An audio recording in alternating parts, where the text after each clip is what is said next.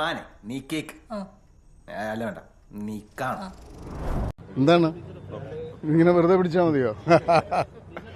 എന്ന് നിങ്ങൾ പോയി സംസാരിക്കും. ഞാൻ സംസാരിക്കൂടാ. ഇന്നലത്തെ കോടതി ഉത്തരവിലൂടെ നടിക്ക് നീതി കിട്ടിയെന്ന് കരുതുന്നുണ്ട്. കോടതി ഉത്തരവ് ഞാൻ വായിച്ചിട്ടില്ല.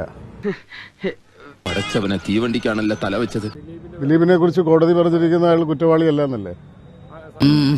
അങ്ങനെ എന്നെ ഒഴിവാക്കാൻ ശ്രമിക്കരുത്. ഞാൻ കൊണ്ടിട്ടേ പോകും. ആർക്കാ ആക്ഷേപമുള്ളത്?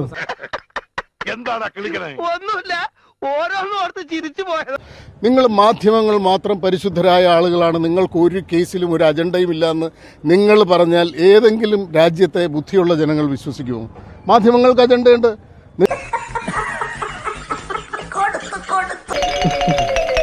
അപ്പൊ നിങ്ങൾ പറയുന്ന എല്ലാ കോടതികളും കള്ളം പറഞ്ഞു എന്നാണോ?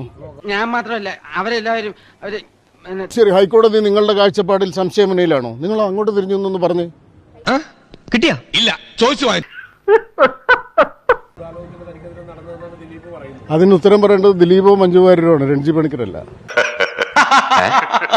ഒത്തില്ല. എന്താണ് ഒത്തില്ല? ആ മൂപ്പർ ഒപ്പിക്കാൻ നടക്കുക.